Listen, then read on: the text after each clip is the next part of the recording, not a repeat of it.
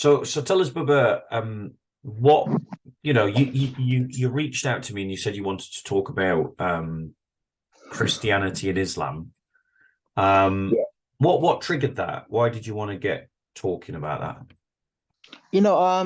I've seen your videos a lot, on YouTube. I think it's called Speakers Corner in London. Yeah, And there's a lot of debates you've had with Muslims and a lot of the points that you've made. And I feel like, the points are inaccurate. So I just feel like maybe we can have a discussion. If I can able to talk to you about some things that you doubt, I can try and convince you. Also, if you have anything to try and tell me about Christianity as well, yeah. sure. Like if you want to like I'm quite happy to offer you the opportunity to ask whatever questions you like about Christianity. You know, Okay. I'll be honest with you, Boober. I'm pretty convinced that Islam is false, and you would have to be a miracle worker to convince me otherwise. Um, but I'm also happy for you to, for you to explore Christianity with me. And if you've got questions about Christianity, we can talk about those. So, which way would you like to go first? I mean, I would like, obviously, before I start anything, I would like us to have an engagement that is civilized and respectful. You know, Yeah, like respect each other, because I've seen people on Speakers Corner debate and towards each other. I don't want that kind of stuff. I mean, I'm sure if I treat you the same way, you treat me the same way. So let's just try and be kind towards each other and respect each other. yeah. Please. Just to say, Booby, you're sounding very distant from the microphone, so it's kind of like you're cutting out almost. Sorry, can you hear me? Yeah, like just talk. Count to 10 for a second. 1, 2, 3. Right. Whatever you're doing, keep it like that. That's working fine. So whatever you're doing, keep it like that, because that seems to be working fine. So yeah, I totally agree. I think that the conversations at Speaker's Corner don't have to become how these conversations pan out. Yeah. There's a lot of rude boys down at Speaker's Corner, gangsters and wannabe gangsters. You know, and yeah, I personally don't think that we have to talk like that, and I hope we'll have a respectful conversation as well. Yeah, hopefully, yeah. Because Yeah, yeah, so also now we've clarified that the other point is that, I mean, I'm happy to ask you about things in Christianity, and also you're also free to ask me anything about Islam, so sure. Yeah, yeah. we can do. So where would you like to begin then? What's your sort of first question, as it were, on Christianity? Well, for us in Islam, the most important belief for us is the doctrine of Tawheed, which is the oneness of Allah. Yeah, So that always comes for us number one. So the Christian, obviously Muslims, we believe in one God alone, without any partners.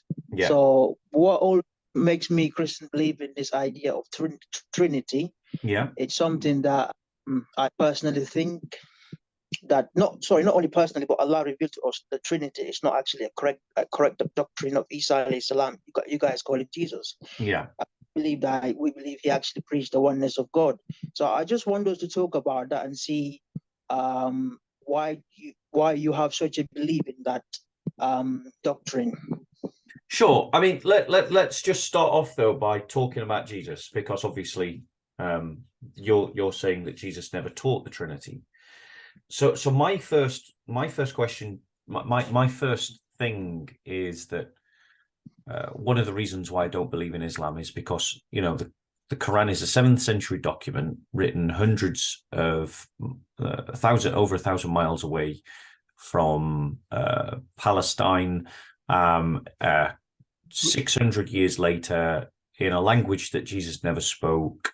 No one who influenced the writing of the Quran ever met Jesus, and the characterization that is given about Jesus is in some places clearly lifted from earlier Gnostic texts. Like some of the events of Jesus's life are just copied from other literature that we know about, like the infancy gospel. Mhm.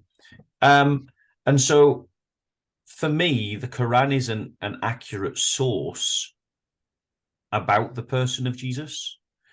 By comparison, the Gospels were written within a generation of the events that they describe. We know who wrote them. Matthew, Mark, Luke, and John. At least two of those were apostles of Christ, and two of them were companions of the apostles. And they are supported by extra biblical evidence in terms of some of their claims about Jesus, like the crucifixion, for instance. And it's undeniable that a religion formed around the person of Jesus, that believed that Jesus was the Messiah, that he was crucified, that he rose again, and that he was understood to be divine. And that's a first century movement. And so for me, the Quran's not historical, but the Bible is. Do you understand why I'm saying that? Yeah, I mean, yeah, I just want to give a chance to talk, and then I can also reply to you. Yeah, it's fine. I understand where you come from. Yeah. So let's actually look at what the Quran says about the early Christians. Are you aware that the Quran says that? In fact, let me just go and grab my Quran. I'll take a second, 1 minute. Yeah.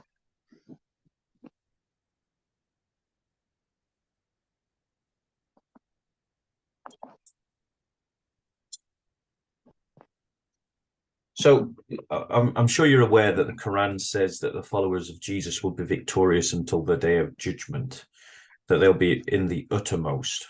Are you aware of that? Yes, I'm aware of that. Yeah. Okay, so let's do you know where that passage is? I mean, I can find it, but I'm just gonna have to look through my notes.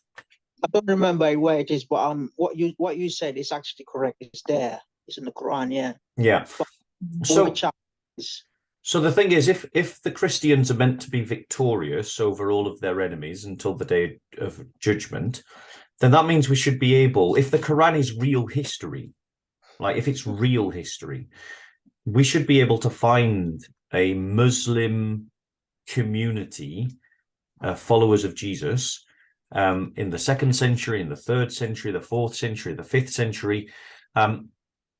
Obviously, in the 6th century, they joined with Islam, so we're not looking there. But we don't see any evidence of that. We don't see any evidence of this community existing, and we certainly don't see any evidence of it being victorious over all of its enemies, all of those that oppose it. And for me, that's a problem. Like, because Allah will have failed in his promise. Do you see why I'm asking that? Yeah, I see where you're coming from, but obviously, I've also got things to reply. So I'm just giving you a chance to talk, and then I'll reply back. Just carry on talking. That's fine. Yeah. Well. Let's look at what it says. Bear with us.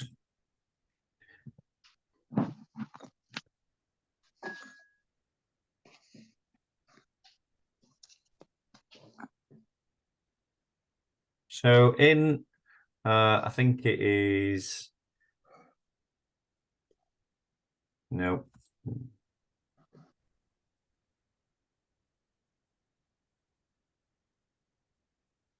Here we go. So it's in Surah. Do you want to pull out your Quran? Yeah, just give me a second. Yeah. Well, I'm not denying that that's not there. That isn't there. You're correct. Oh no, I get it. I get it. I know you accept that it's there, but it's just going to be more helpful if we can see it, because Yeah. I mean, the implication is that if the Quran is saying that Allah promises to make the Christians victorious who follow Isa, and they are not victorious, they are not above their opponents, then the Quran has an error in it. And Allah has failed in his promises, and Allah says he doesn't fail in his promises. That's right. Allah doesn't fail the promises. That's right. Yeah. So let's look at what the promise is that Allah gives. Okay. What, I forgot what chapter is it again? Sorry. It's Surah 3, Ayah 55.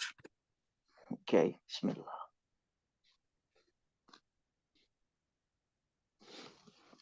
This is Surah Imran. Yeah. Okay. Surah 3, Ayah 55. Yeah, I got it now, yeah. Yeah. So here's what it reads. It says, "Behold, Allah said, O Jesus, I will take thee and raise thee to myself and clear thee of the falsehoods of those who blaspheme. I will make those who follow you superior to those who reject faith to the day of resurrection." So the Quran is saying that they are going to be superior. That's right, yeah. Yeah. But it's clearly we have no evidence of any Muslim movement that's superior. So what do you say to that? Okay, thank you for giving me a chance to talk. No, thank you very much.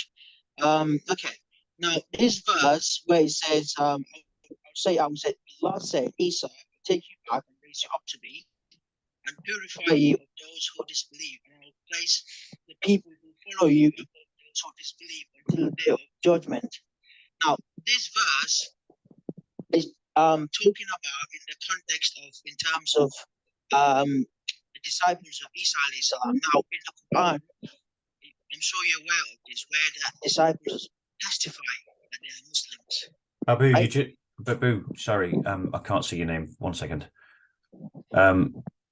Booba, sorry, there we go. You're breaking up, bro. Your microphone's disappearing. Do you want to try again? Can you hear me? I can hear you now. So whatever you're doing, don't change from doing that, because you're coming through fine. I think the place I'm at, the signal is bad. Sorry about that. Yeah. No worries. Try again. Yeah. So this verse it says, when Allah said, Isa, I'll take you back and raise you up to me and purify you of those who disbelieve, and I will place the people who follow you above those who disbelieve until the day of rising. Now, this verse here, because as you know, in the Quran, it says the Al-Hawariyun, the disciples, they testify that they believe in Allah and Isa and that they are Muslims, right? Yeah. This is Quran, isn't it? In one of the chapters. So in our understanding to this is that the Al-Hawariyun, they were Muslims, you know? Yeah. So for them being Muslims, they don't necessarily have to be victorious in terms of physical war, or for them to be a community that will last as ever. This is in terms of them to be believed. Now, we know in Islam, to be victorious over your enemies, eventually it's about your faith. It's about believing in Allah and the messengers. So this is what the Al-Hawariyun got. This is what they have. The victorious over those who disbelieve in Isa alayhi salam. It's not necessarily talking about the followers of Isa alayhi salam to take over that land and establish themselves. It's talking about in the sense of the Al-Hawariyun were believers, and they were people who Allah favored over the disbelievers, like the Jews and the Romans at the time. Right. Can I just ask a question though? Because it says that how are we going to know that these people are superior? Exactly, by faith. But the point is there's nothing in there that says by faith. It doesn't say that in the text. Yeah, but what is the greatest of Muslims in the achievement in this life to us? What do you think? It's faith, isn't it, for us? So for us. But I get what you're saying. Yeah, I do get what you're saying. You're saying that because they have Imam in Isa, that they're superior to other people. But the text does not mention faith. What it talks about is, it says it makes a contrast between a community that follows Isa and a community that blasphemes against Isa. And he's saying that one group is going to be over the other group. That's right. Yeah. Right. I mean, but the thing is, we don't have any evidence of this group ever existing. But this is what I'm trying to tell you, Bob. I just said to you, it's not about them being existing, it's about their faith. Obviously, the faith, they had faith in Allah and Isa and believed in Isa. Because of that, that alone is enough for them to be victorious over the enemies, because eventually they believe in Allah and Isa, they'll eventually go to they'll eventually go to heaven. And those disbelievers, they'll go to hellfire, and the place Allah will take them to be punished. So because of that, they are victorious. It doesn't necessarily mean they're there to establish like what Moses did in the wilderness, or Prophet Muhammad sallallahu alaihi wasallam did in Makkah to be so I hear what you're saying, but here's why I don't think that matches with the text. Because if you read it fully, it says, "I'll raise thee to myself." So that's Isa going up to heaven. Yeah. And then it says, "I'm going to clear you of all the blasphemies that these disbelievers have put in you. And then I'm going to make your followers superior to those who reject faith until the day of resurrection." So this is about before judgment. Yeah, I haven't finished. So hold on. So 1 second. So this is before judgment. So Yeah, this is not on Judgment Day. This is not about going to heaven or going to hell. This is before that, because then it says, "Until the day of resurrection, then ye shall all return to me." So in other words, it's about being superior in this world, in this life. Now, do you see why I'm saying that? Because that's what the text is saying. I'm not cutting it off, Bob. Yeah. Go on. What I'm saying is I haven't finished my point yet. Yeah. I was going to say something else, but obviously you didn't realize, so that's fine. Can I continue and finish my other point? Yeah, please. Yeah, okay, yeah, thank you. Yeah. Also, because Isa alayhi salam disciples obviously won victorious in terms of faith, there's also, because later on in that land, if you look at it, where Isa was there, in that land, they call it Palestine or Israel, modern day. 600 years later, yeah, who were the people who were there that were controlling that land and actually coming and telling people that you believe Isa alayhi salam is part of a Trinity is wrong. This is what his teaching is, and then teach things about his mom. Who were there? It was the Muslims, weren't they? So no, you see, but you're not hearing my point there, bro. Okay. Yeah, because my point is, I'm saying to you that it says until the day of resurrection. So from the time of Isa until the time of Muhammad, the followers of Isa are supposed to be victorious. That means we should see evidence of their existence, and we are not seeing any existence of them at all. In other words, to make it very clear what I'm saying that this is fiction. I'm saying that not only does Allah talk about a group that never existed, he makes a promise that never existed to a people that never existed in a time, and that this entire thing is just fiction. No, Bob, of course it's not fiction. I mean, I've explained. On what grounds do you say it's not fiction? Sorry?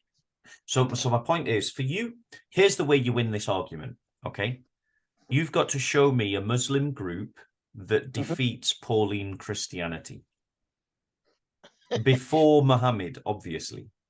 Okay, I mean, obviously, I haven't finished my other point talking, but anyway, I'll give you other reasons as well. Okay, obviously, there's many reasons there. They all are connected to this verse.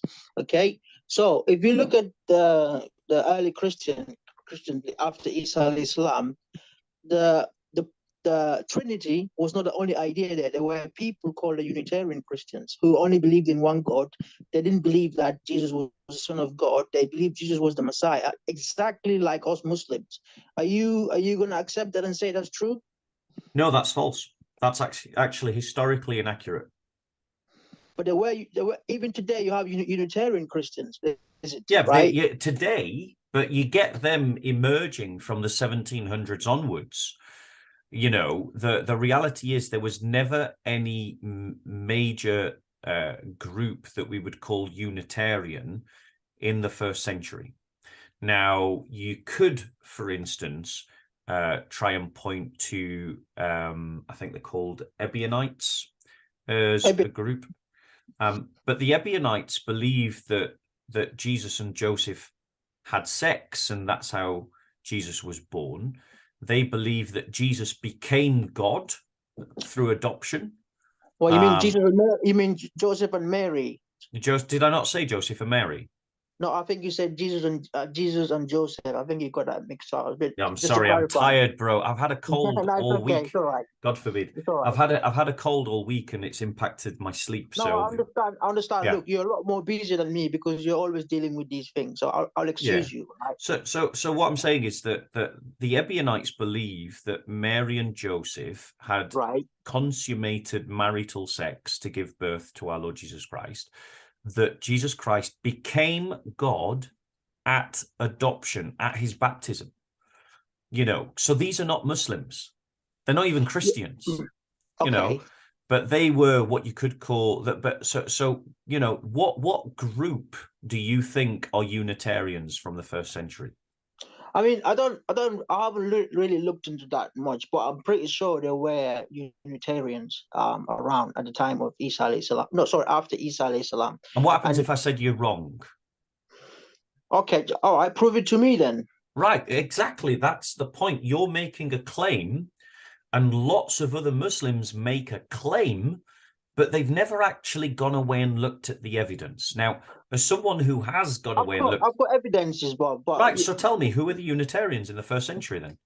okay, if you look at the Bible itself, where there's the Old Testament, the New Testament, it's all about the oneness of God, Tawheed. You know, Isa alayhi salam, Jesus himself, he taught the oneness of God. When they asked him, what's the first one of the people asked him, what's the first commandment? He Yeah, said, "Oh, hear Israel, our Lord is one God," isn't yeah, it? He didn't say, "Oh, there's three gods in one or one in three." He didn't say that. He clearly quoted Deuteronomy's verses of Moses. So it's exactly what Moses taught. Jesus is teaching that. So clearly, even Jesus himself taught the Tawheed. He didn't taught anything about the Trinity and that kind of stuff. So itself, within Jesus himself, that's where this teaching comes from. So okay, I don't have to actually go and look around of the Unitarian Christians. Jesus himself in the Bible teaches that. So right. you can continue now. Yeah, thank you. Yeah, I was just going to say, Booba, because unfortunately that's also not true, right? If you do you have a Bible with you? Um, Can you, unfortunately not, but I do but got how I so do how check do you know Bibles if online. have you got a Bible in your home? I do check them online, like Right. this biblical stuff online. Can you pull up John chapter 5? Just give me a second. Let me Yeah, of just course, absolutely. Take your time.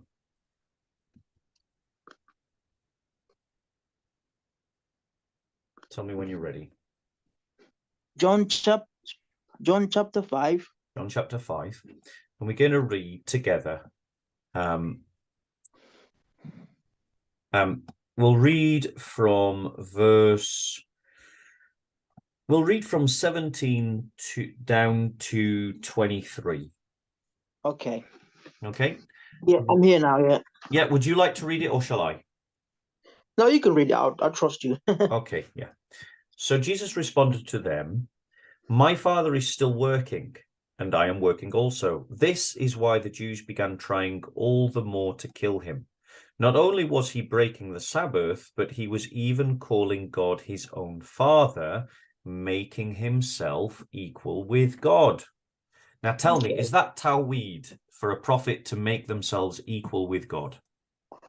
Yeah, but this verse here, the Jews are accusing him. He didn't say it. The Jews are accusing him. Bob. Yes, the Jews Matthew, are accusing him. They understood what he was saying and to be claiming equality. And I agree with them. That is what Jesus was saying. Because to do the Father's work, to do God's work, is to say that you're doing what God is doing is to make yourself equal with God. Not necessarily, because somebody Can you a prophet okay? of Go on, go on. a prophet of God can come and claim to be a messenger of God, and people may mistook his message wrongly. Clearly, Jesus, in one of the verses in the Bible, when the Jews also told him about this similar verse about him claiming to be God, and he told them, "Is it not? Does it not say in the scripture that ye are called gods?" Which means people can be called God in terms of representing God. Like prophets prophet of God in the biblical language, Yeah. they call God in terms of representing God. So Okay, but Jesus himself. That's not the question that I asked you. The question that I asked you is, let's just put it more directly. Can you do the things that God does? I mean, in terms of the stuff God allows us to do, I can do it. Like, no, for that's instance, not what I asked you. No, I didn't ask you that. I'll ask you again. Oh, you mean, what do you mean? Like in terms of giving life and that kind of stuff? Yeah, like giving life, like passing judgment, like you know, being, you know, receiving worship. Sorry, I'm talking to someone else. Just knock on my door. Just telling them I'm on a meeting. Yeah. Sorry. It's okay. So my question to you is, can you do the things that God does, like raise the dead, you know, like be the resurrection, be the life, be the light of the world? Can you be those things that God is? I can, but if God... You can. Hang on. No, I can't. No, I said I can't. Oh, you can't. Let me finish. You Yeah, cannot. let me finish. Right. Okay, let great. Me finish. Yeah, that's what I mean. I cannot do that unless God gives me the permission to do it. God allows me to do it, then I can. But with my own power, I cannot do it. Right. So God can give someone the permission to be like God. No, God can give permission. God can allow people, for instance, to raise the dead, like the Bible says, or the Quran says, Isa alayhi salam, Jesus raised the dead. No, but I mean, no. I didn't say raise the dead. I said be the resurrection. I said be the first, be the last, be the light of the world, be the truth. I mean, it depends on what context it is, Bob. Yeah. It depends what context. For instance, a prophet of God, like the Prophet Muhammad, he can easily he can come and tell people he's the light to the world. In that context, he's talking about he is the one that God sent him so that he can actually show people the right path. Light doesn't actually mean in terms of God's way of light. It means a prophet of God sent to the world to actually guide people. Yeah, I understand that. The passages that, I mean, let's continue reading because it gets more interesting. Okay. Yeah, go on, yeah. But what we've got here is the fact that Jesus makes a statement that claims to be equality with God. That's how his audience heard the statement. That's how, like, not only is he breaking the Sabbath, but he's calling himself God's equal. Okay, that's what Jesus is saying to the audience. He goes on in verse 19. You'll like this one. Jesus replied, "Truly I tell you, the Son is not able to do anything on his own, but only what he sees the Father doing. For whatever the Father does, the Son likewise does.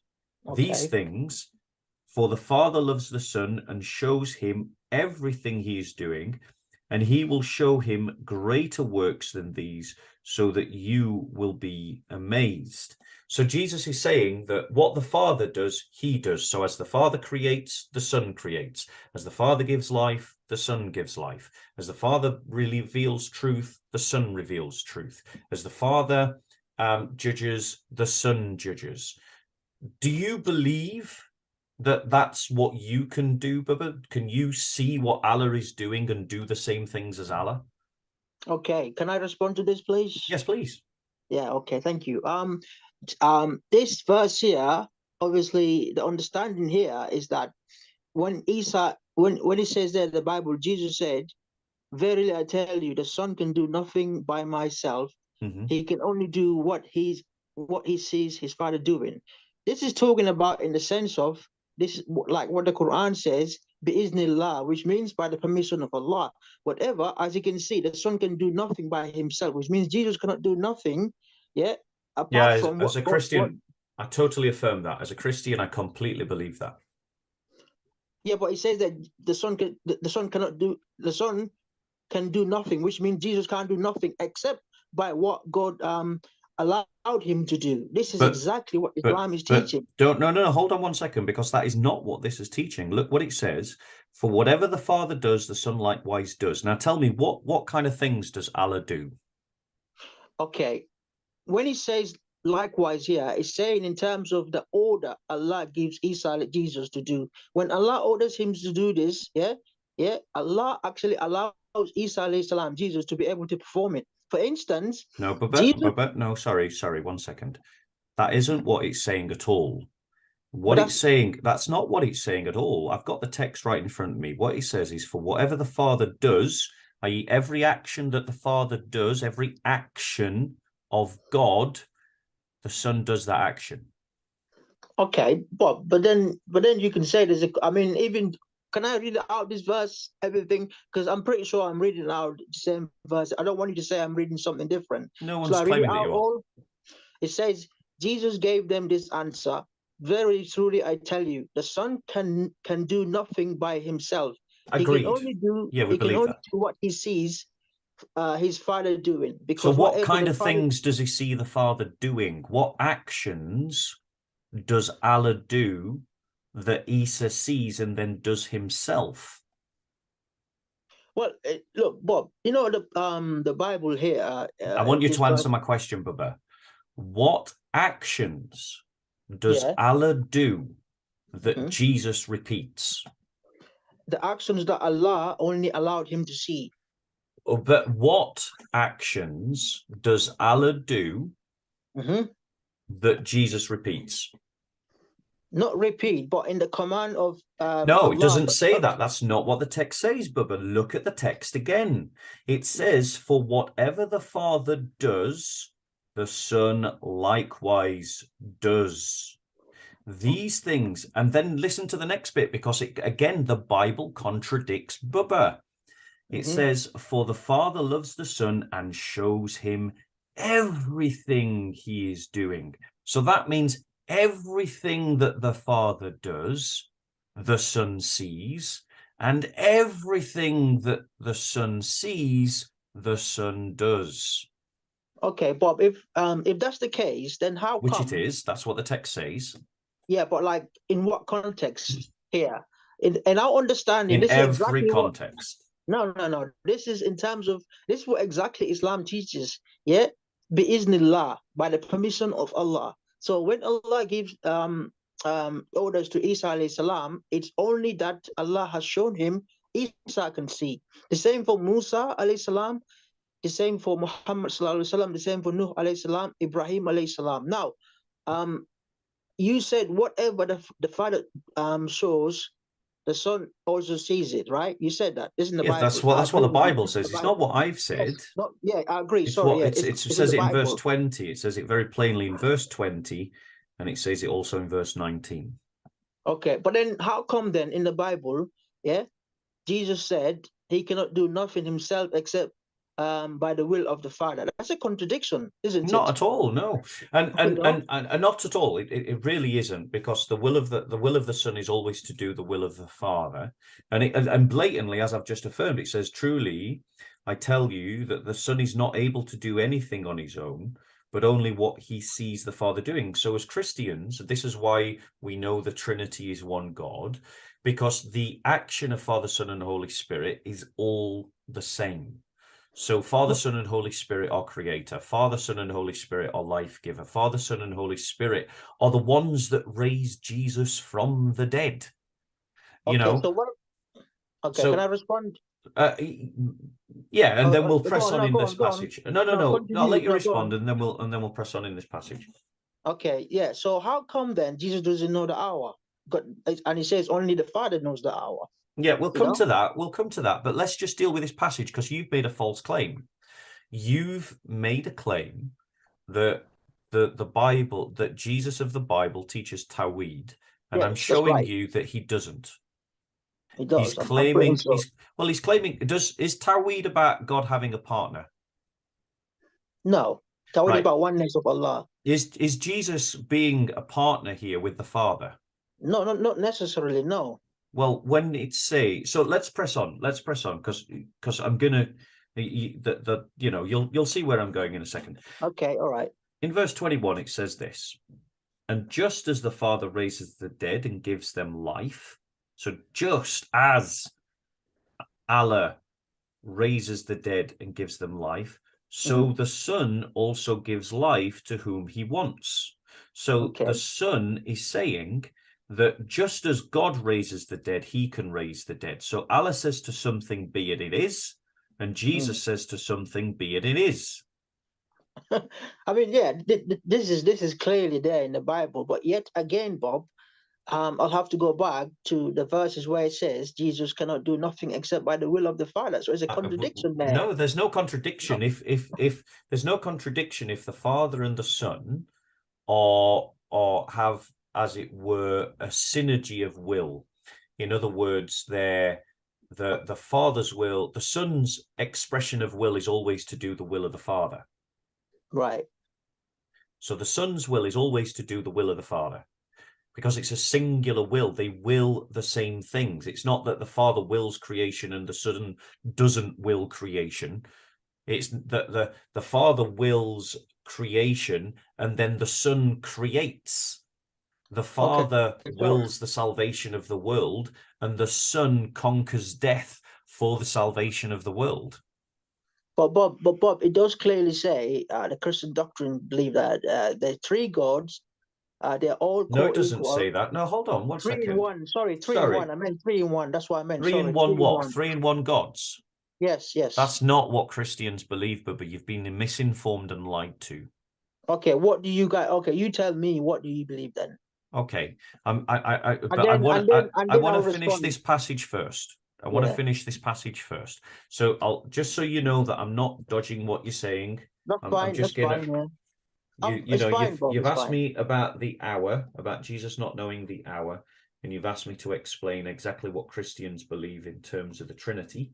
Okay, right. So I've noted them down so that we can come back to them, that you don't think I'm running away from the topic.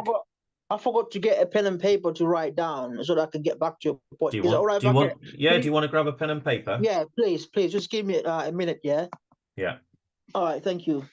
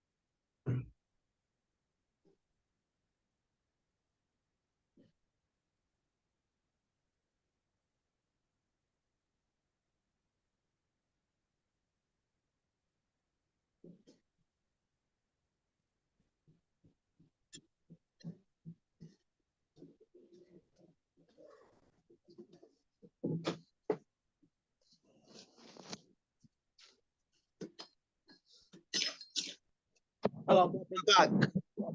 Yeah, you're back. Yeah. Yeah, excellent. Yeah, go on. What were you saying again? So I just want to read the next verse to you, verse 21 and then verse 22. Okay.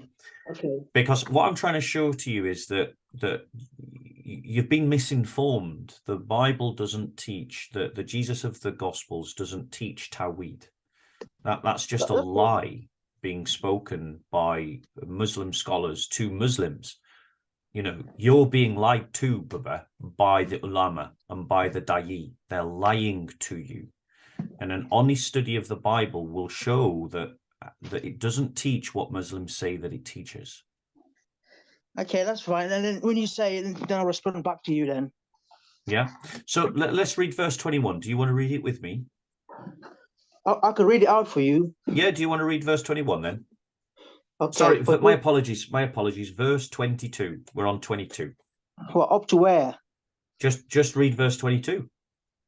Okay. Moreover, the Father judges no one, but has entrusted all judgment to the Son.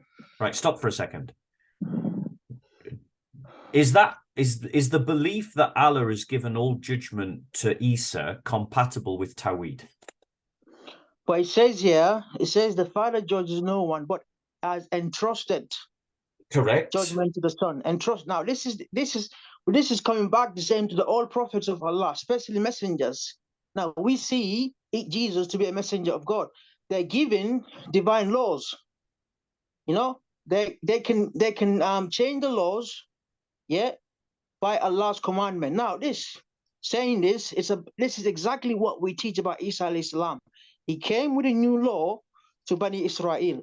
This is when it says judgment. How do you know this is talking about everything, including the heavens and the earth? Because it says all judgment. Yeah, but all judgment could mean when he was in this world.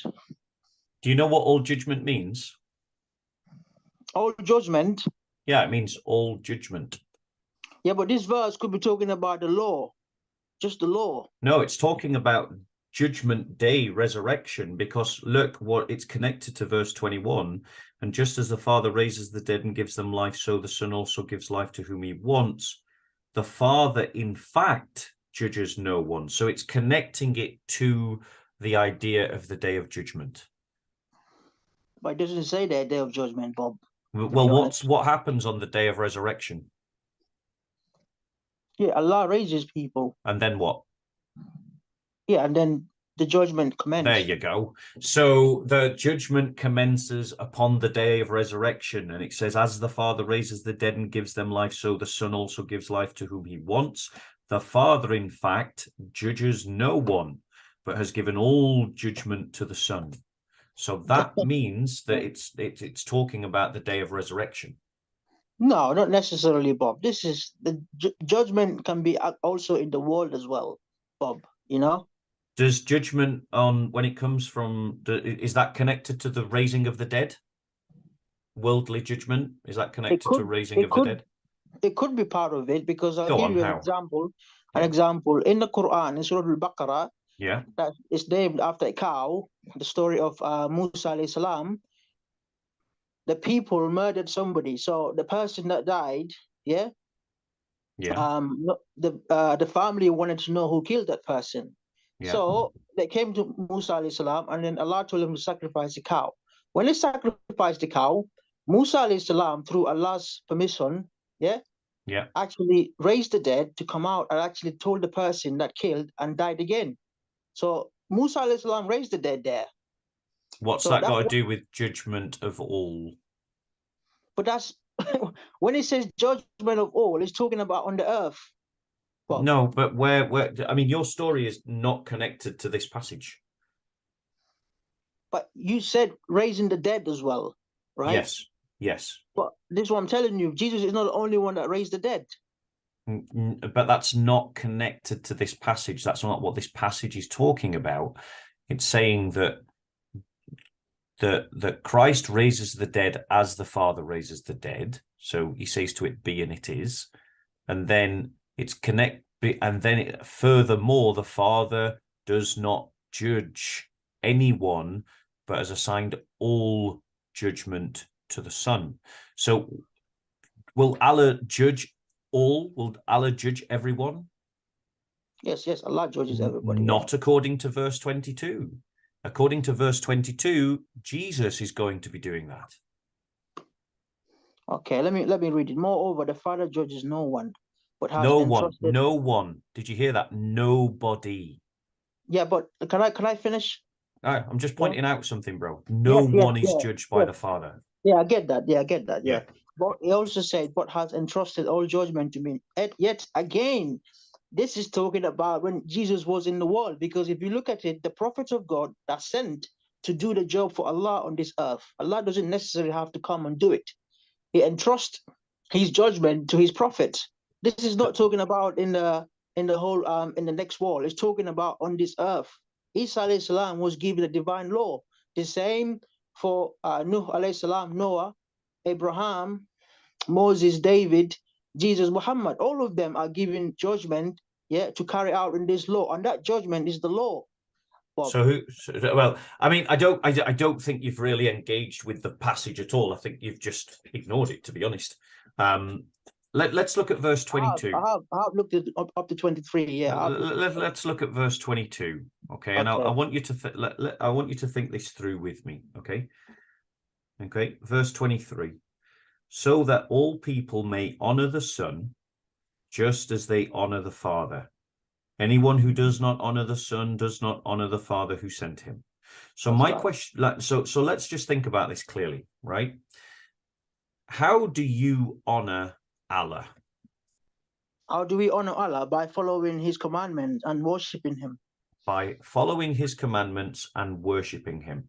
That's So right. now apply that to Jesus, because Jesus says, according to Jesus, you should follow Jesus's commandments and you should worship Jesus, because it says, so that all people may honor the Son just as they honor the Father.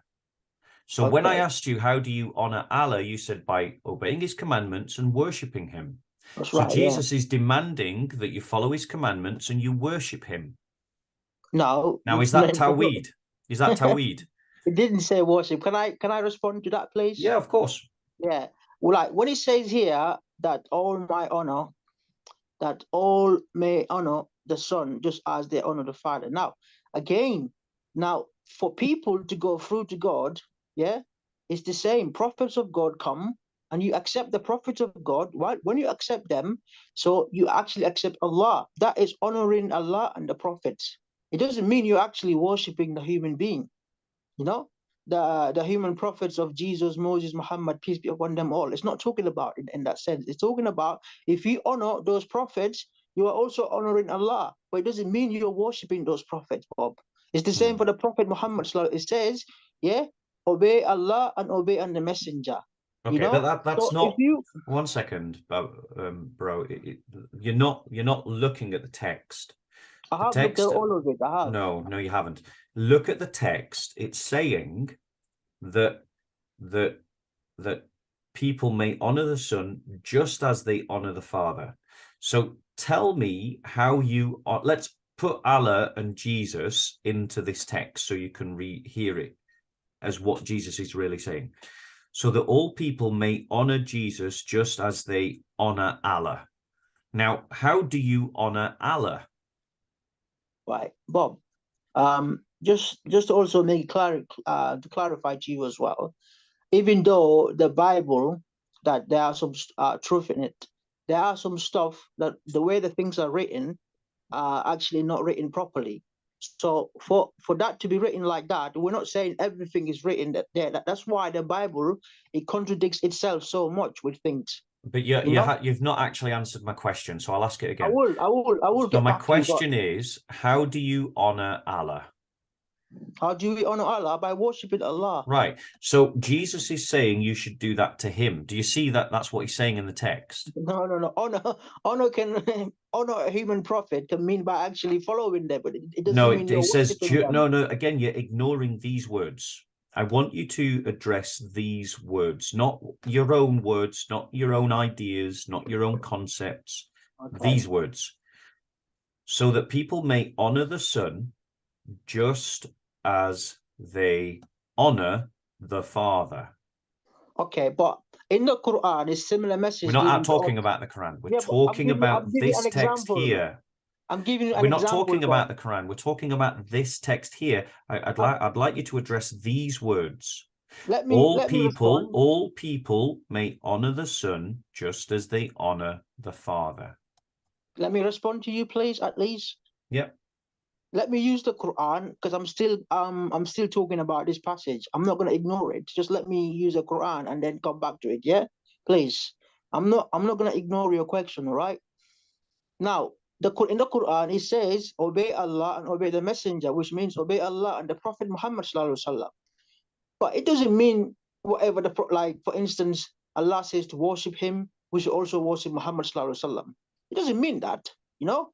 This is in terms of honor, you know. It's talking about in terms of following the Prophet Jesus at his time. My apologies.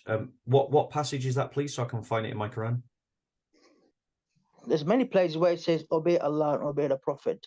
No, but that's not the same as honoring. But obedience is a form of honor. There's no doubt about it. Obedience is a form of honor. No, what you're doing is you're ignoring what this text says and just appealing to what the Quran text says, and you're hoping that I won't spot you're ignoring what the biblical text says. The fact of the matter is, it isn't saying, it's saying so that all people may honor the Son just as they honor the Father. So that means that in whatever way we honor the Father, we must honor the Son in the same way. Bob, it doesn't necessarily means in terms of Yes, it does. It or really whatever does. whatever people do to the No, father. that is Yeah? actually what it means. No, That is it actually doesn't, what it Bob. means. It On what doesn't basis do because you say that the equivalence doesn't exist? okay, I mean I can use your own Bible itself to actually establish that. No, I Because want you to address what in these words indicates that it doesn't mean that. okay, because in the Bible Jesus said worship the Father alone. So how come, yeah? How come when Jesus says in the Bible worship the Father alone, and then again you start saying, oh no, Jesus said we should be equally worshiping God and also equally worshiping Jesus. But Jesus said worship the Father alone. Jesus himself prayed to God. So that's a contradiction, Bob, you know? So 1 second. Let's look at these passages in context, right? I think I've demonstrated very fairly that the Gospels don't teach Tawhid, that they establish that the Father and the Son have an equality that raises Christ outside of mere humanity and elevates him to the same status as the Father. I think I've demonstrated that fairly. Well, But let's go to where it says worship the Father alone. Which passage is that? Go on. Where do you want to go? Okay. Oh, hang on. I mean, obviously my memory is not very good, but okay. Google is there to help us all the same. I use Google just as much as anyone else.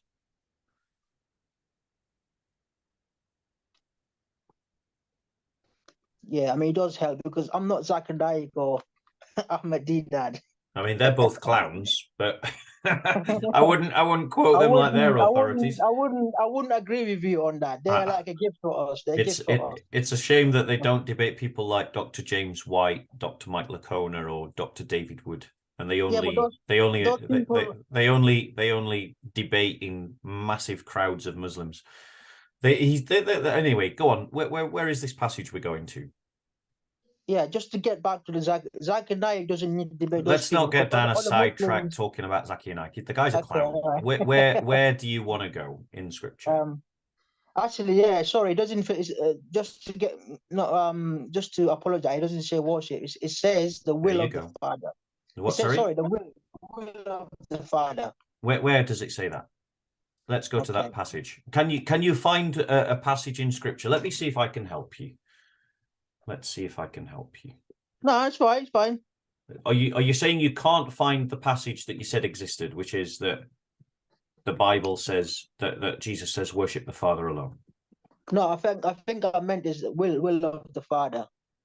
The will of the Father, yeah. Sorry, not worship, but will. It's the same thing. Will of the Father is still worshiping God. And because Islam means submit to Allah, which means you're worshiping Allah, it's still the same thing. So you're saying what you're saying is that there is no verse where Jesus says worship the Father alone.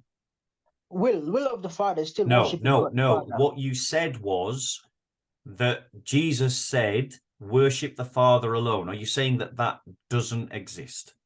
I've just told you I've got it wrong. I was meant to say the will, not worship. That's what I just told you. Right. Well, let's in that case, since you haven't got the verse that you claimed to have, then let's come back to what it says when Jesus says in verse 23 of John chapter 5.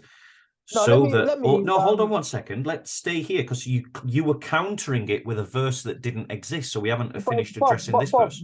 Bob, at least give me a chance to talk because you've been talking about your own verses. Let me go on. Get forward, please. Yeah, because this is what I want. I don't want us to be having to argue about this. You know, obviously, I'm selling Islam to you. You're selling Christianity to me. So if we respect each other, that would be really massive. You know, I appreciate that. Yeah, no one's disrespecting you, bro. I'm just pointing out that I know that. What I'm saying is, if we listen to each other, it'll be better. You know. And what I'm saying to you is that I am listening to you. That's precisely why I'm addressing what you're saying, Booba, because you used a verse, you claimed that a verse existed that would counter the Christ's claim where he said that all people may honor the Son just as they honor the Father. Now, the point is, the verse that you're appealing to doesn't exist. But this is what I told you. This is what I told you. Therefore, we need to come back to this verse where and address this verse where Christ says, all people may honor the Son just as they honor the Father. Now, I'd like you to answer this question. No, but Bob, can I get to my point then? Because obviously we've been to your point. Can I get to my point, please? Well, what I mean, are we just making points to one another, or do you want to engage with what I'm saying? Yeah, but I'm getting back to your point, but I actually mentioned to something. Jesus said to worship the Father alone. It says here, right, John 6:38, for I've come down from heaven not to do my own will, but to do the will of him who sent me. Now, who sent him is God, isn't it? The Father sent the Son, yeah. Exactly. So the will can also mean worshiping God. You're saying honor, yeah, as honor Jesus, but the will in Islam actually means. Bear with us one moment, bro. I've just got someone knocking on my door. Bear with me. Okay. All right.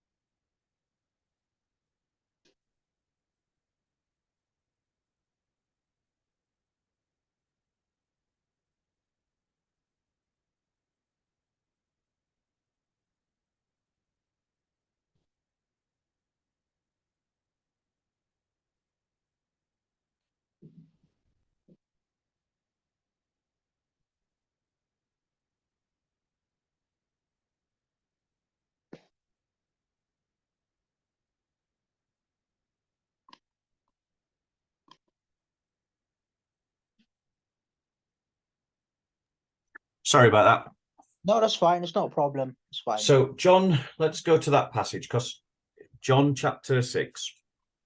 Yeah, 38, verse 38. John chapter 6, I mean, you verse can write, 38. you can read all the way if you want. No, I'm not going to read all the way. I don't need to, because it doesn't address the point. John chapter 6, verse 38. Okay. And Jesus says, let's have a look. But I have come down from heaven. Now, let's just stop there for a minute, because remember, this is your verse. Jesus is not saying here in this verse that he was created. He's saying that he came down from heaven. But where did Jesus came out? Before he come out from the woman, his mom. But yeah, according to the Christian faith, we believe that Christ is both fully God and fully divine. So he had, as the Council of Chalcedon says, he has two nativities: the nativity of eternity and the nativity of his mother's womb. So he's born of woman. But this verse, in verse 38, is saying, "For I have come down from heaven." Yeah, but that contradicts what the Quran says. No, because in Islam, at the beginning, when Allah created Adam alayhi salam, yeah, Adam alayhi salam was shown his descendants in the heaven, all of them. So everybody actually comes from heaven from the beginning.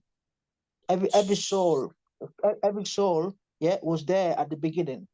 Okay. So this that's not a biblical belief. Islamic belief. That's not a biblical belief. Yeah, but you say this contradicts the Quran. It doesn't contradict it. Well, it does contradict it because it's not a biblical belief. The Bible contradicts the Quran by saying that only Jesus came down from heaven. Let me show you where Jesus says only. Adam came down from heaven as well, didn't he? No, he didn't.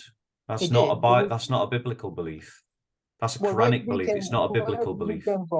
Where did he came from then? Where was he created? He was created on earth.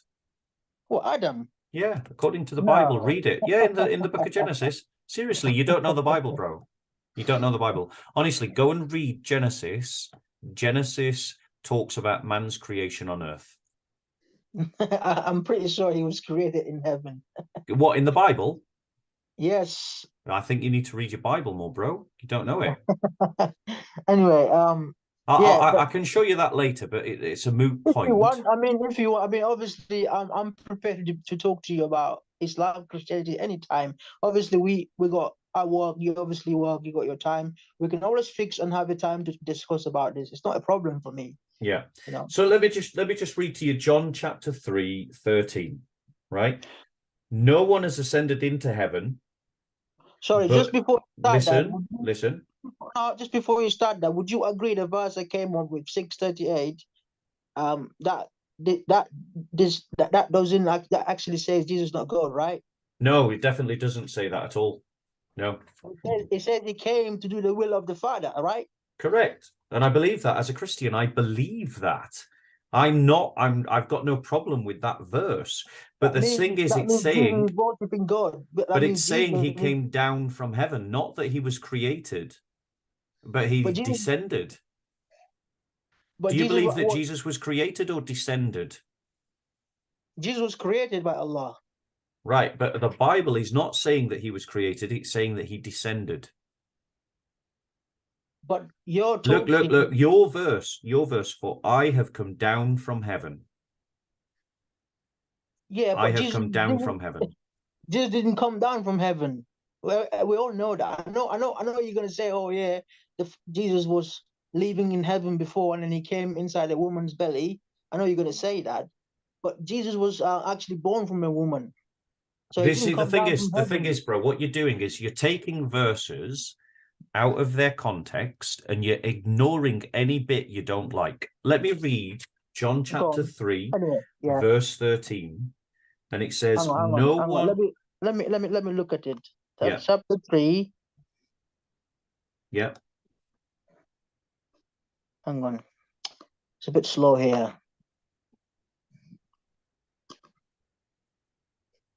Did you say John 3? Yeah. 13.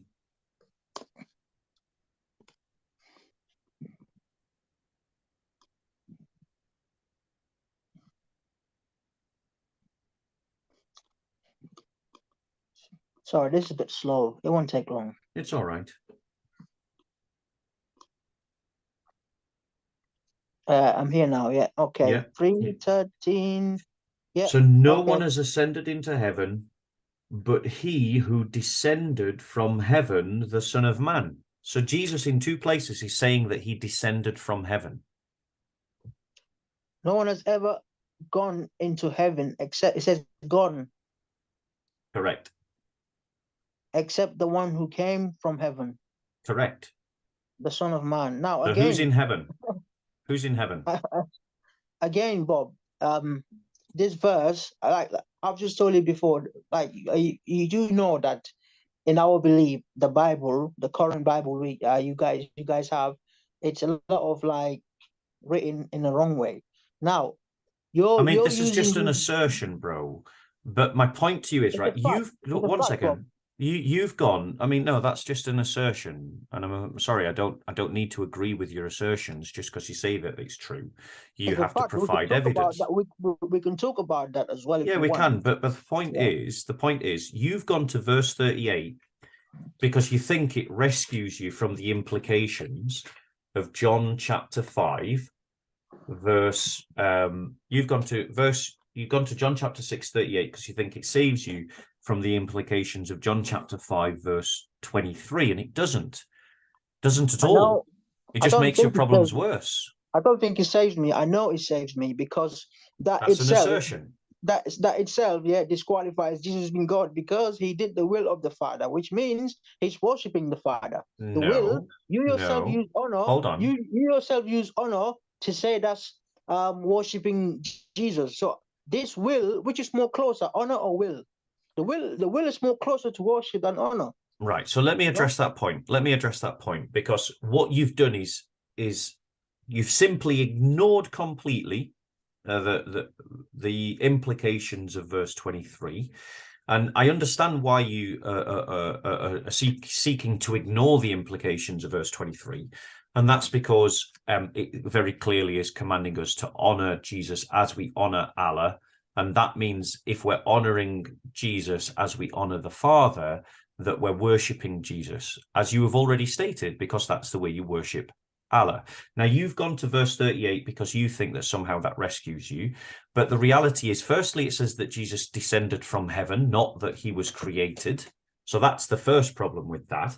And secondly, as a Trinitarian Christian, I have no problems at all with the idea that Jesus does the will of the Father. Because if you remember what I said earlier in this conversation, I said that the will of the Son is always to do the will of the Father. So if the Father wills to create, the Son creates. If the Father wills to give life, the Son gives life. If the Father redeems, the Son wills for salvation. The Son conquers death for salvation. The Son always does the will of the Father. That's what Christians believe.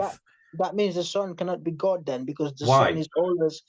Son is always listening to the Father, which means the Father is a hierarchy than the Son. No, what that means, the actual implications of that is it means that the Father is not the Son. That's what it means. So it means that there is a distinguishment between Father and Son, and that these two persons are not the same person. What it does not mean is that the Son is not divine. Okay. That's what it means. What it means is the Father is not the Son. What it doesn't mean is that the Son is not divine. And I've shown you where Jesus commands you to give him divine worship. That means the Son is not divine. That means it's not God then. Divine means not God. God. That means you said the Son is not divine. No, I didn't say that. No, you didn't listen. What I said, Booba, I'll say it again, but I'll say it slower, is that verse 38 is a verse that a Christian goes to show that the Father is not the Son. Right, okay. But the implications of that, a false implication, a wrong conclusion to draw from verse 38 is to conclude that shows that the Son is not divine. That's a wrong conclusion to draw from that verse. Oh, you mean the wrong conclusion? Okay. Yeah, that's the wrong conclusion to draw from that verse, because the verse doesn't teach that. It's clearly stated there he's doing the will of the Father, which I know you're going to say, oh, they're different. Yes, as a Christian, I believe that the Son always does the will of the Father. What's the problem? Well, if he's doing the will of the Father, it means that he is not the Father. Yeah, but how can you say they're co-equal then? Right. God? So the reason why I say they are co-equal is because of verse 23, the verse you keep ignoring, the verse you don't want to address, the one that you keep jumping away from. No, you've jumped to the Quran, you've jumped to another part of the Bible, but you've simply ignored the bit where Jesus says, honor the Son as you honor the Father. How do you honor the Father, Booba? I've explained to you about that already, but well, tell me, do you perform salat to the Father? Okay, to honor Allah subhanahu wa ta'ala, yeah, you have to accept and believe in the prophets and honor the prophets. And what else? Before Allah will actually accept you. This is why Allah sends human prophets to us. And you cannot believe, hang on, you cannot believe in the Father like that. Now, when he says that, it's the same thing with what the Quran says. No, stop. You're moving on from my question. I said, what else? How else do you honor Allah? Do you perform salat to Allah? Now, right. Other way of honoring Allah subhanahu wa ta'ala is also worshiping him. Right.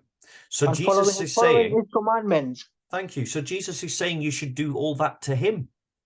No. Yes. So what does it mean then when it says all people may honor the Son just as they honor the Father? Bob, I've just told you in the Quran it also says obey Allah and obey the messenger. But you're not commanded to honor Muhammad and honor Allah in the same way, are you? Show me a verse in the Quran where it says honor Allah in the same way as honor Muhammad in the same way as you honor the Son, because that isn't the same. What you've just said is not the same as what Jesus has just said. Jesus has said something explicitly different from what you've just said, Bubba. Right, okay. He said something completely different to what you've just said. But Bob, clearly there, even though, let's say for the sake of argument, that's talking about worshiping the Father, honoring the Father and honoring Jesus the same way, even though, let's say for the sake of argument, what you're talking about, yeah? Why is it then, yeah? Jesus is saying, yeah, follow the commandment alone. Jesus is saying, my Father is greater than me. You know, all Which these things. passage do you want to go to? We can talk about the one where he says, my Father is greater than I. Now when he says honor the Father just as you honor Jesus, how come then he's saying the Father is greater than Jesus? How come? Right. So let's go to the passage. Which passage do you want to go to? My Father is greater than I. Right, go find it then. Okay. Because the point is, Bubba, that Muslims have learnt a script and they repeat the script in these kinds of conversations where they know certain verses out of context, they know certain phrases of scripture out of context, but they never bother to study them inside of the context. And when you study them inside of the context, they continuously contradict the claims that Muslims make. No, because that one is clearly written there. My Father So where is greater it? than I. Let's go. Yes, I believe that, but what's the context? Okay, I'm there. Are you there? Which part are we at? It's Tell us. 14:6. 14:6. Okay, let's look at that.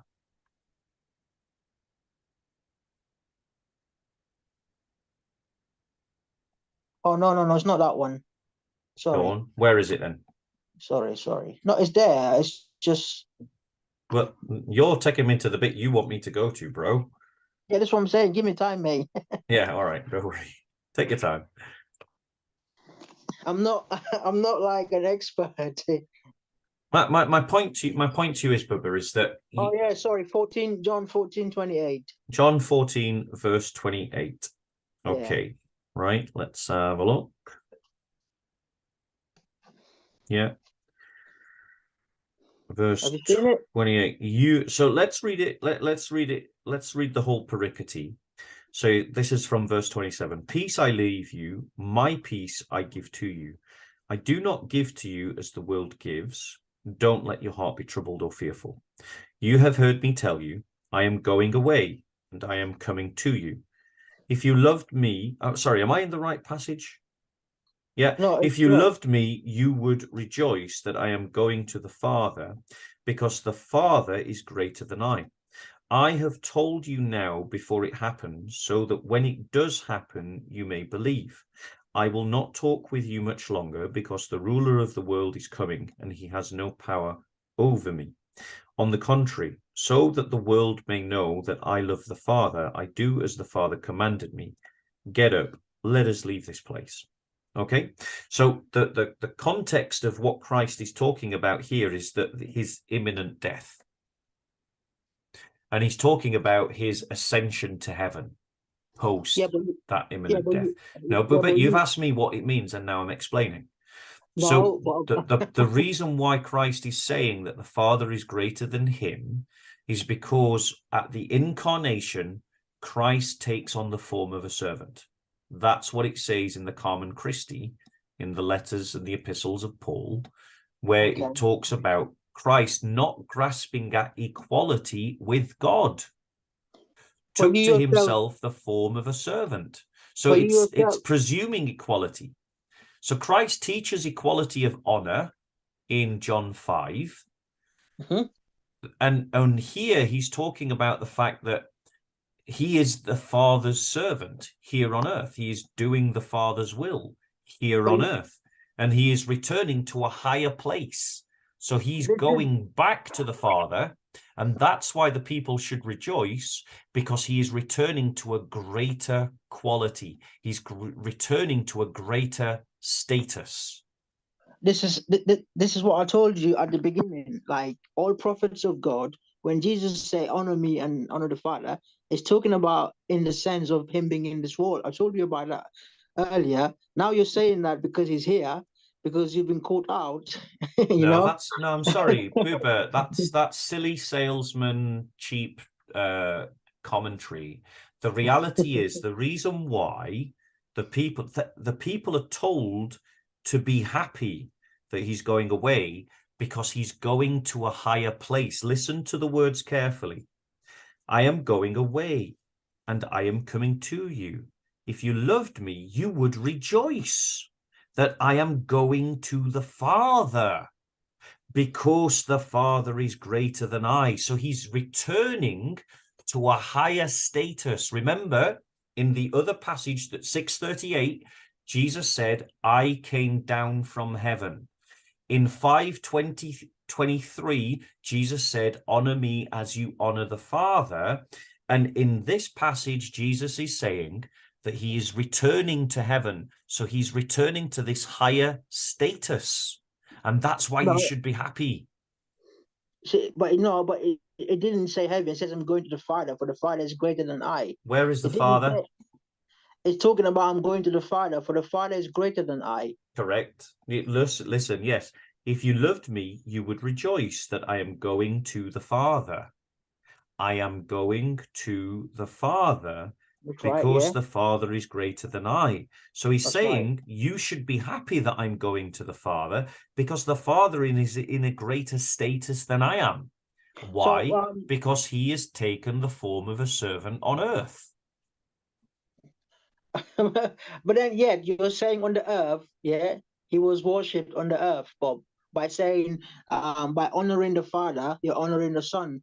You as you honor the Father, you're honoring the Son. Exactly. So that's a contradiction, Bob. You know. I'm sorry. Say that again. What I'm saying is, in the previous verse where Jesus said, people honoring the Father just as they honor him. Exactly. No, he said that they should honor him as they honor the Father. Yeah, that's what I meant. Yeah, so that's a contradiction, because he was on the earth at the time as well. So you're saying that time, oh yeah, it's fine, they can honor him and worship him, while he was on the earth. But this one, you're saying no, because the Father is greater than him, he's there. But you see, the other one, you're saying he was equal, but because this one, you're saying, oh, he's going up, which means the Father was greater than him in the heavens. Why did you say when he was in the world, he was equal to the Father? Okay, so he's claiming that you should honor him as you honor the Father. That's Jesus's claim. Okay, right. So that's showing that he is of equal status. Now, you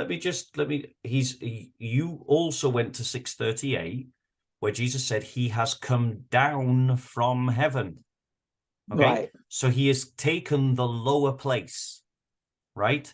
And that corresponds to what Paul teaches when Paul teaches that Christ, not grasping at equality with God, that's Paul's exact words, Christ, not grasping at equality with God, took the form of a servant.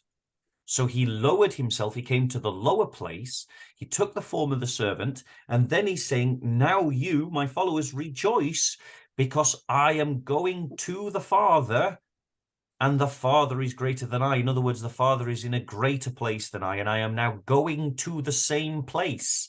I'm going back to that place that I came from, and that's why you honor the Son as you honor the Father. See, that's the problem. You're using St. Paul, you know. Now, no, St. Paul, that's just a cope. You're just coping right now. Well, can I respond now, please? Yeah, go on. Yeah, we're using St. Paul, who has never met Jesus, who actually is the creator of the Christian doctrine of Trinity. I'm sorry to say this, but this is what my observation is. And Paul is the one that actually says Christians are not allowed to eat, are not follow the commandments. You just have to believe in this kind of stuff. So Paul, I'm sorry to say this, he's not a reliable person, you know.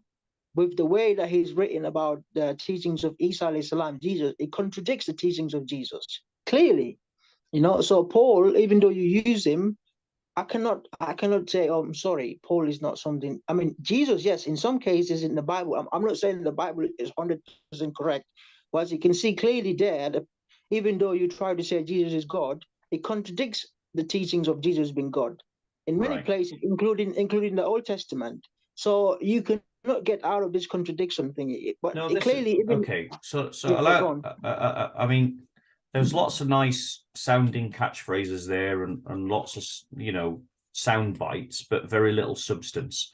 All you did is you made claims. You didn't substantiate a single one of your claims. The reality is, no, let me finish. The reality is that Paul in Philippians 2 verses 1 to 11 is agreeing with what Jesus is teaching in the Gospel of John. Jesus is teaching in the Gospel of John that Jesus is the servant of the Father.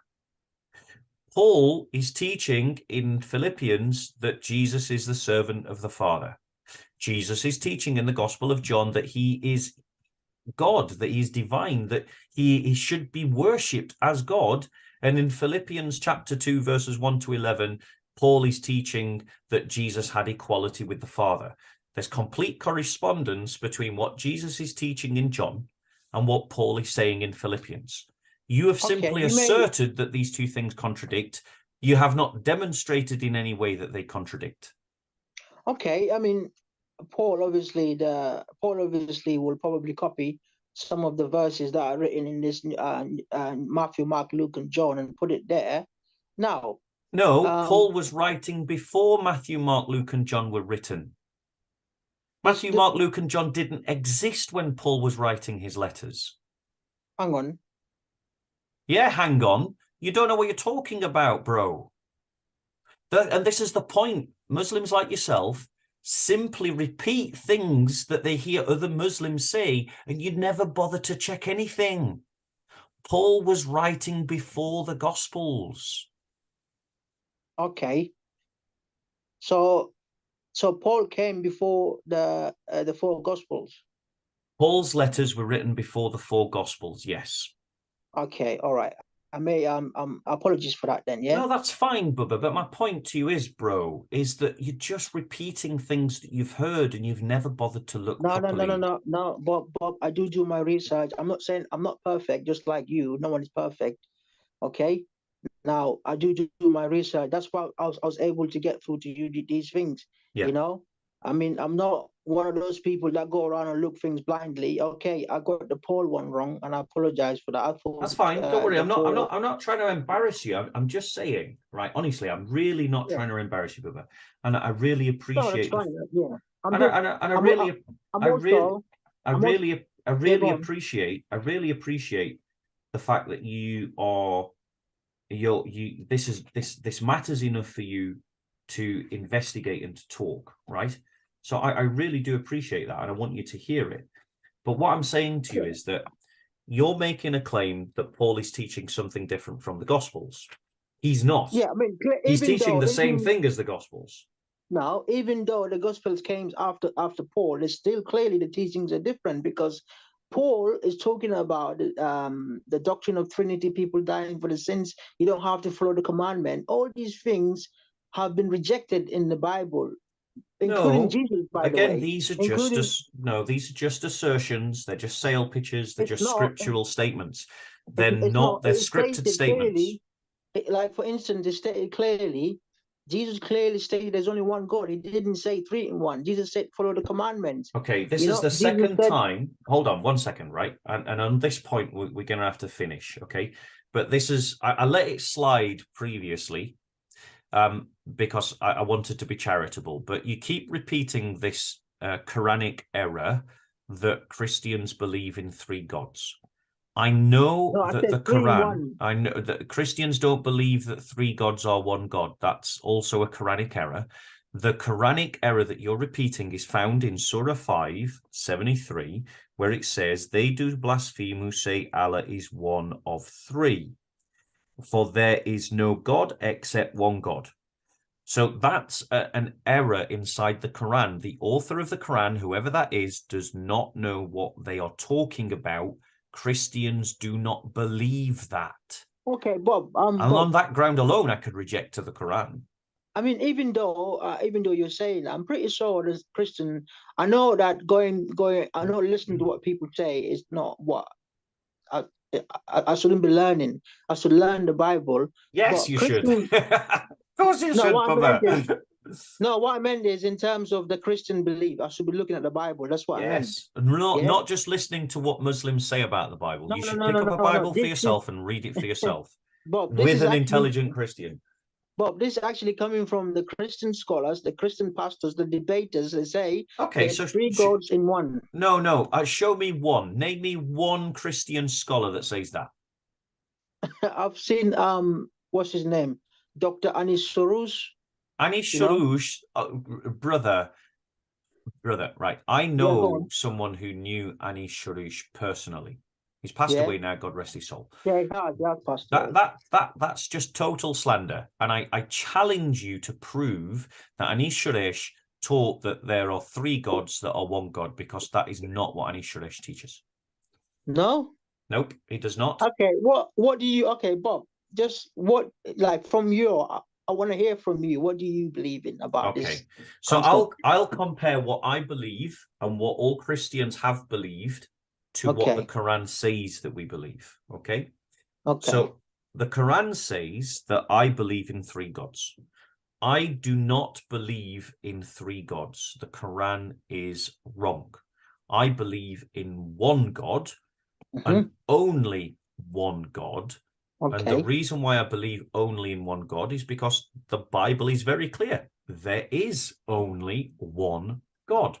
okay, yeah, But the Bible identifies the Father as God, the Son as God, and the Holy Spirit as God. Now, since there can't be three gods, but the Father is identified as God, and the Son is identified as God, and the Holy Spirit is identified as God, I have to believe that the Father, Son, and Holy Spirit are the same God.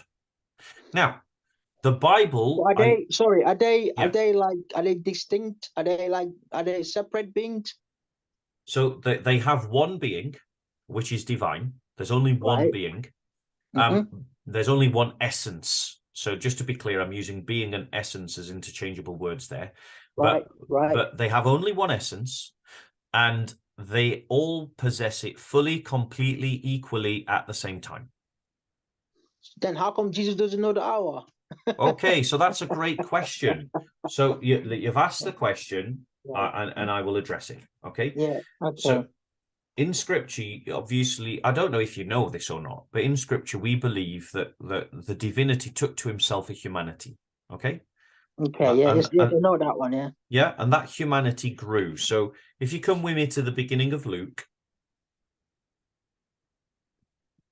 Yeah, I can hear you. Hello? Yeah, that's fine. I'm asking you to come with me to the beginning of Luke. Oh, sorry, yeah, okay. I Yeah. thought you said something. Okay, is that Luke 1?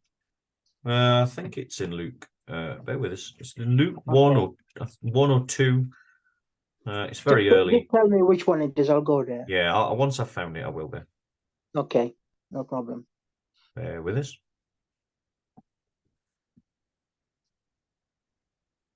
So just to ask you while you're looking at this Speaker's Corner, where is it exactly in? Is it in London? Which It's in area? Hyde Park Oh, hi, where is it? Is it north, south? in I'm not London. from If London. you get off the tube and you go to Marble Arch,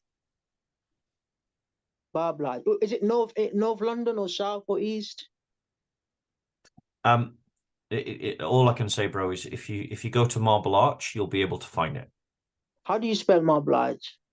Oh If wait, you are know. you living in? Do you live in London? No, I'm from Norfolk. I'm from Norwich. Okay, so come to London, jump on the Central Line, and go to the Okay. stop Marble Arch, and you're less than 5 minutes walk away, or 5 minutes walk away max. Okay, no problem. I mean, I don't want to You'll come only now, but you'll only see one park there anyway. Anyway, so in Luke chapter 2, yeah. verse 52. Hang on.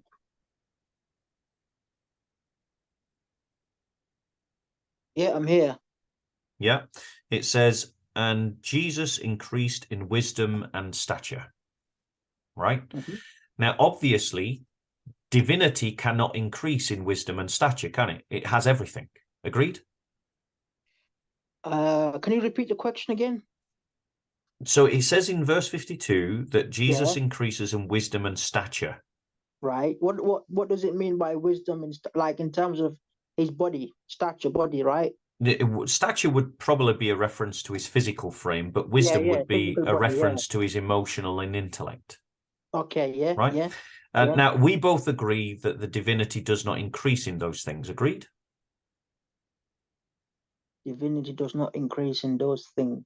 Yeah, divinity doesn't increase in wisdom. It has all wisdom. It possesses all wisdom, Yes, right? yes, yes. It Right. stays forever, yeah, So yeah. this is obviously talking about his humanity, isn't it? Yes, yes. Right. So in terms when we come to the first chapter of Acts, So if you come with me to the first chapter of Acts, who was written by the same author.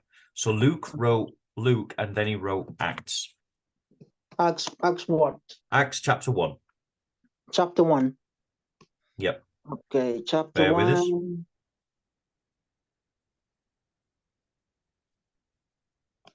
And I'm going to read from verse 6.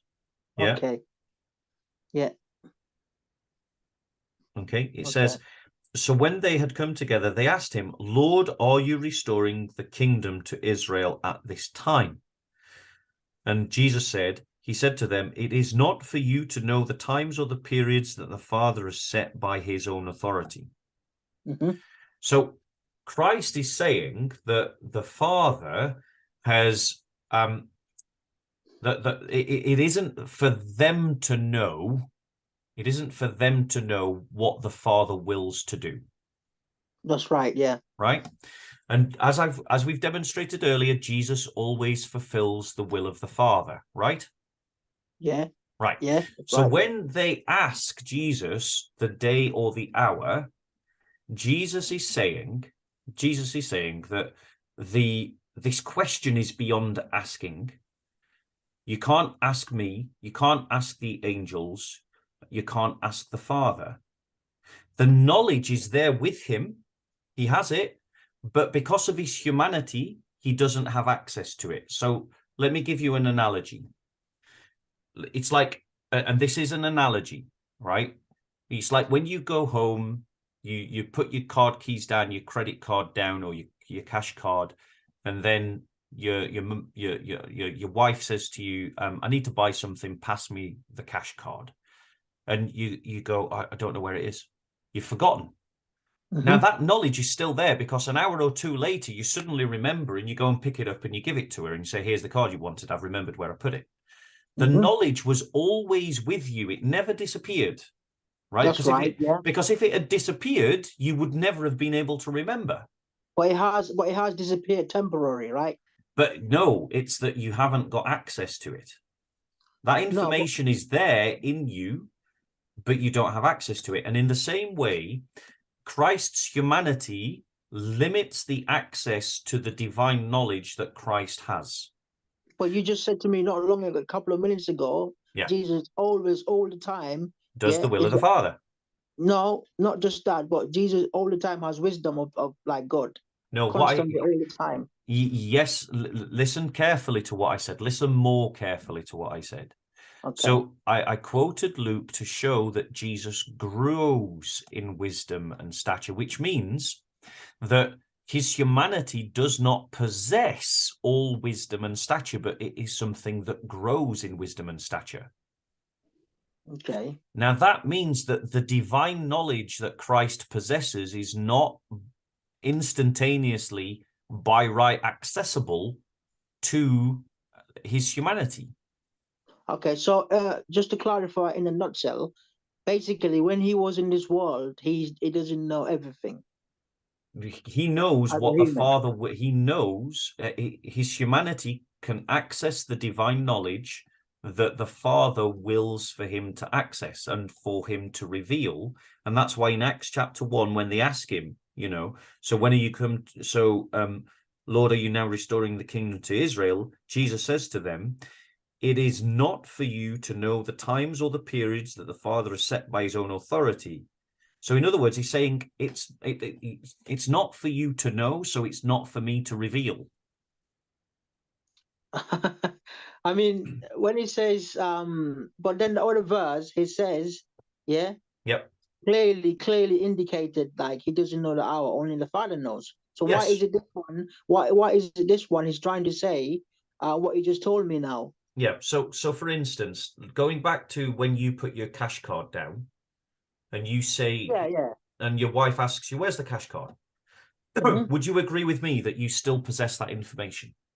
I have it, but I've forgotten about it, and that is impossible for God to forget. Right, 1 second. God cannot forget, Bob. Right. So this is why I said it's an analogy. So it isn't a one-to-one reference. I'm not making a one-to-one comparison here. I'm saying that Sorry, when you say analogy, are you talking about metaphoric? I'm making an analogy, not a metaphor. Okay, yeah. An example. I'm making an analogy, not an example. Okay, I see what you mean now. Yeah. So an analogy is something that is analogous to another thing.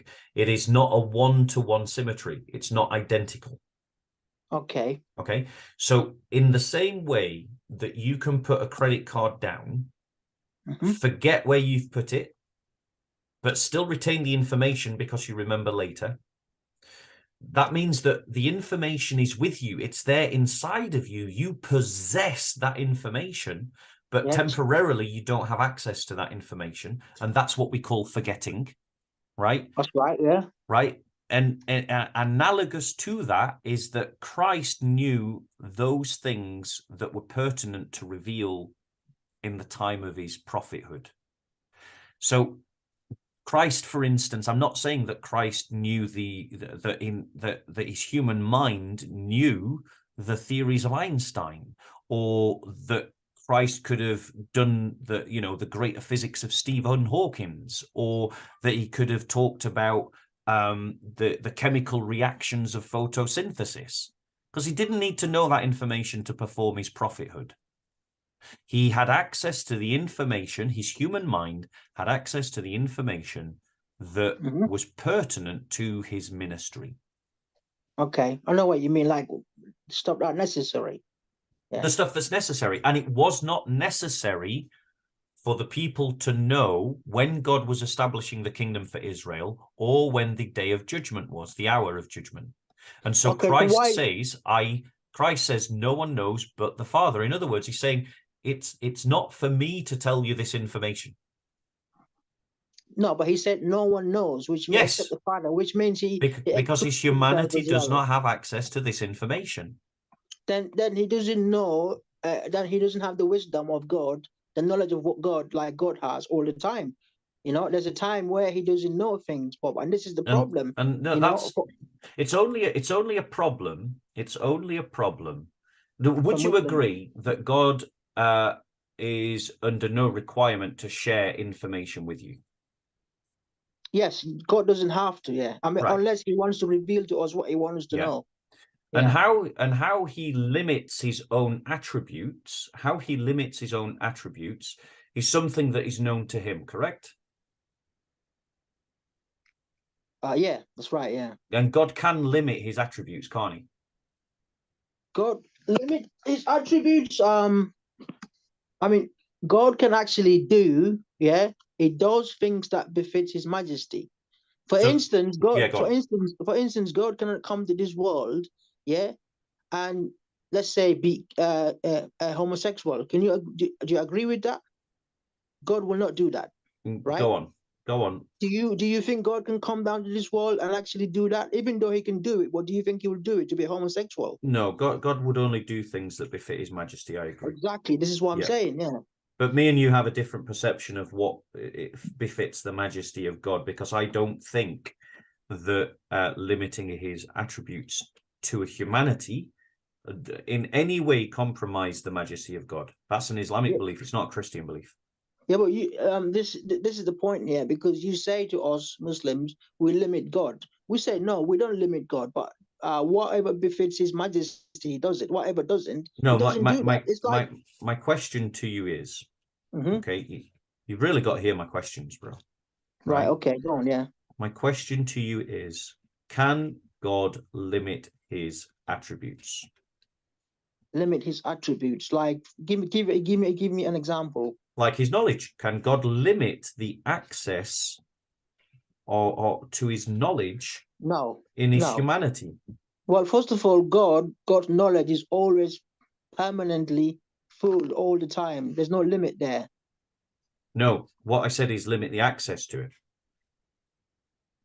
Access, like in terms of what? Give me an example. Access, please, because I don't want to say something wrong.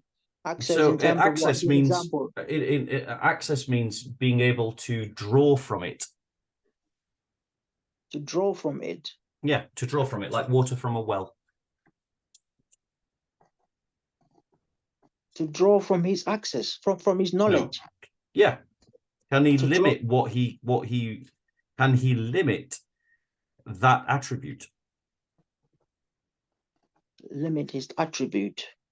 Because I want to suggest to you that God can, if God takes to himself a humanity, Yeah. and fills that humanity fully and completely with his own personhood, that humanity still has to be limited because humans are limited. And Humans are therefore, limited, that's exactly. right. So if Christ truly, if God takes to himself a true humanity, then he has to be limited in all the same ways that we are. He needs to sleep, he needs to eat, he needs to go to the toilet. He doesn't have access to the full divine knowledge. Yeah, but you guys, Just like we have access. Would you agree that everything we know, God knows? yes, that's right. Yeah, human beings, whatever human beings know, God knows. That's right. And would you agree that the God knows things that we don't? That's right. Yeah. Right. So when Christ takes to himself a true humanity, it must all be limited in the same way that we are. And that means that he does not have the access to the fullness of divine knowledge, just like we don't. Not necessarily, because Christians say at the time Jesus was in this world, he was also still God. So how come if he's still in this world, I know he's in his human form, if he's still God, how come he doesn't know these things? Right. There's a limit there. So agreed. I totally agree with you. Christ in his humanity is limited. Then he I totally agree with you. No, not at all. Not at all, because the limitation, he's limited like a human being. God is, the divinity is not limited, the humanity is limited. Wow, that's a contradiction, Bob. No, because because one's talking about humanity and one's talking about divinity. I mean, you yourself told me God is constantly... Those are two separate statements. You're conflating them. Oh, Bob, man, come on, man. Let me show you that Allah can limit his attributes. Go on then, show me, yeah. Right? So answer me this question. Is there a limit to God's glory? God's glory. Is there a limit to God's glory? Can you, when you say glory, can you explain, can you give me an example, please? Because some of these questions sometimes can be a bit difficult to understand.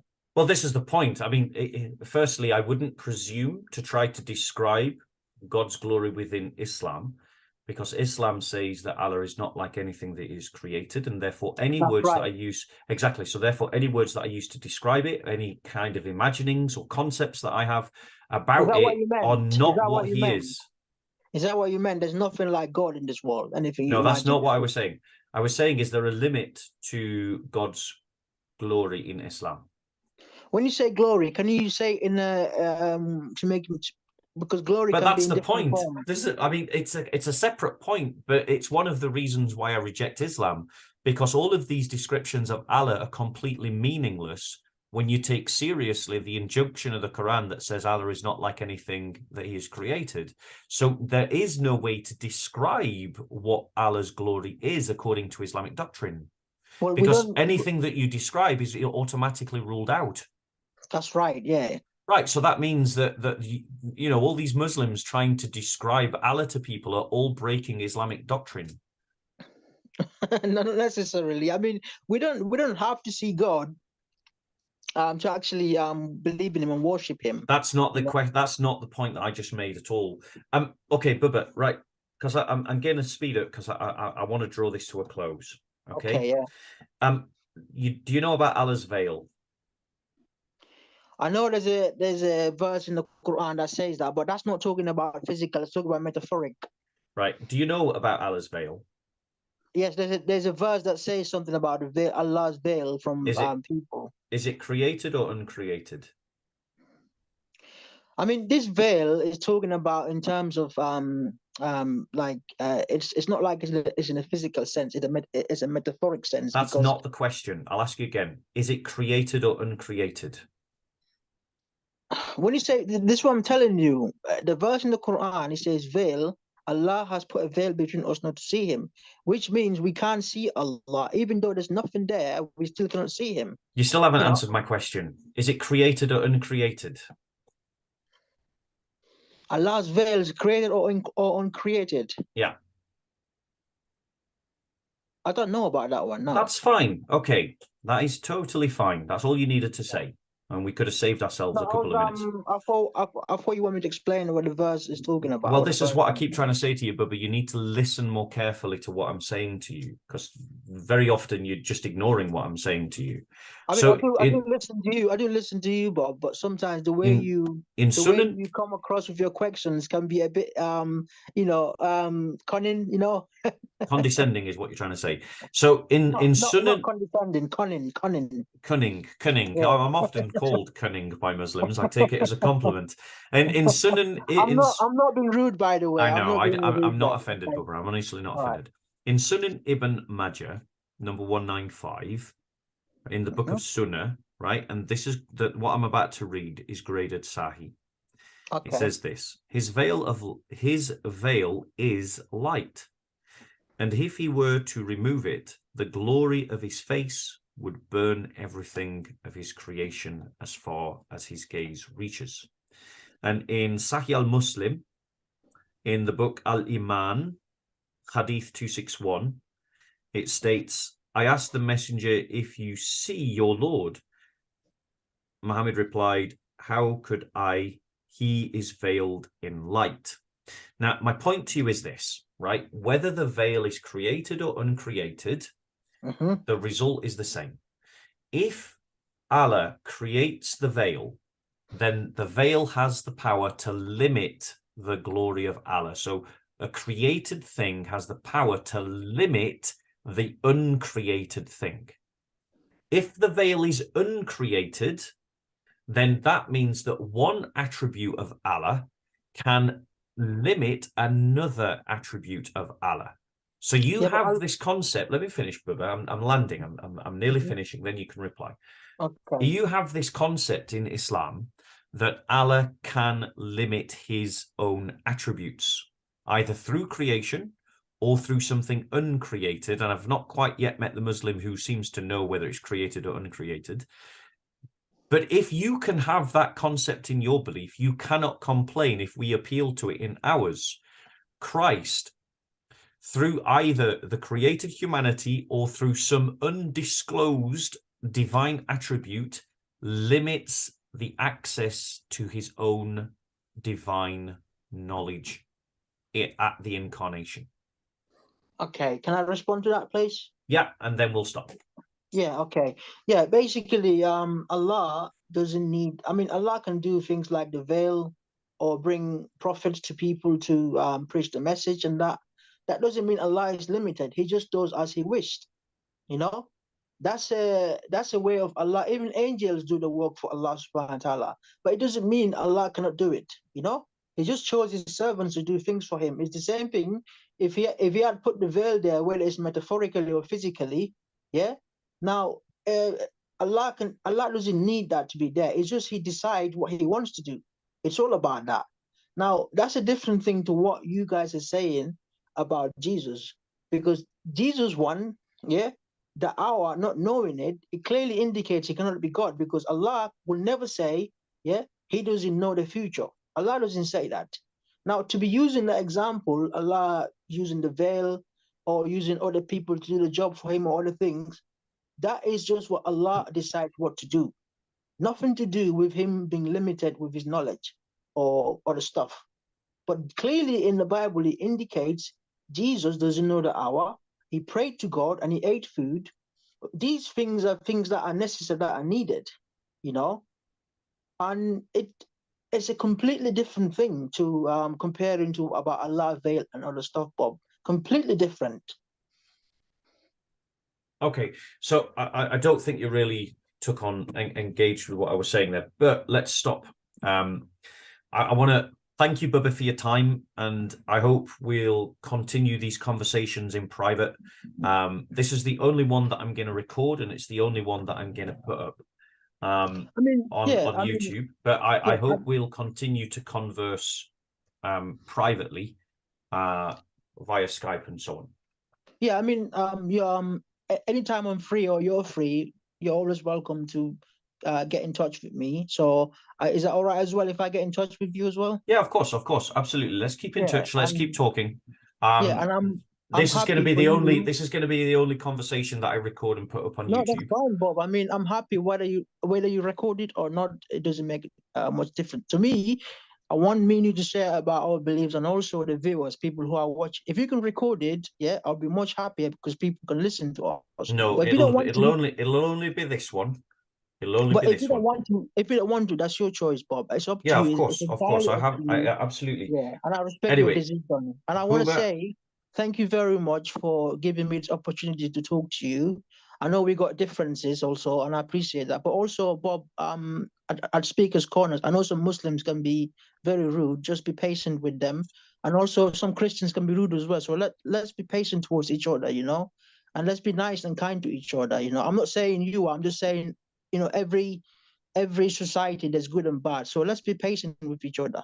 You know. I definitely will never argue against more patience in the world. Anyway, Bubba, God bless you. Okay, Bob, I appreciate it there. Take care. Take care. It was lovely to speak to Okay. you. Bye bye. Okay. Thank you.